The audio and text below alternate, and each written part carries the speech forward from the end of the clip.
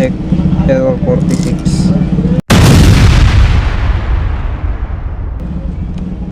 Kung saan nga may nasiraan ay agad nating pupuntahan. Kaya naman andito tayo sa Manila upang puntahan ang tropa nating nasiraan.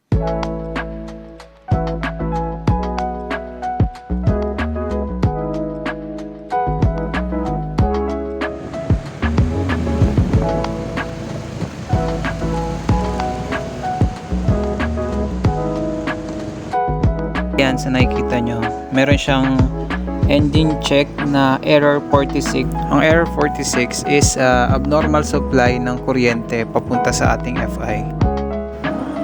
Pag ganitong issue, ang una nyong tignan is yung socket ng regulator kasi madalas nababaltak siya or sunog.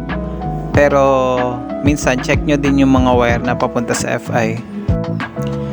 Sabi ng owner, naramdaman niya yung una, palyado. Then pag in-start nyo siya, kailangan nyo siyang bombahan ng gas para kumarga yung gas niya. Then pag binitawan mo yung throttle, mamamatay siya. So mababa yung minor. Dito binaklas ko na lahat ng flarings upang ma-check ko isa-isa yung mga wiring kung saan nga ba nagkaroon ng error. Then napansin ko nga na merong socket na nakahugot sa may bandang regulator. Tapos tinry ko siyang ipit. Then sinubukan kong i-start. Moment of truth. Yan, error 45. 46.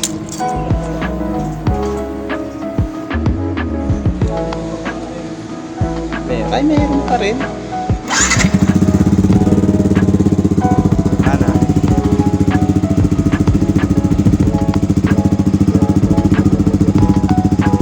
Saan yung check-in? Ayun, wala na. Ops na turn natin maayos yung issue ng motor ni sir.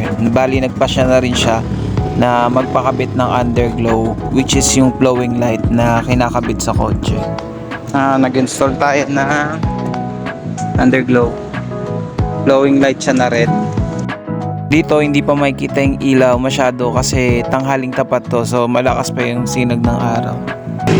Tapos sir, papindot na.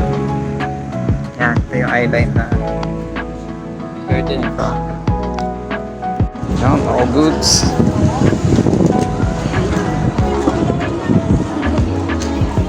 Si sir may-ari. Yun.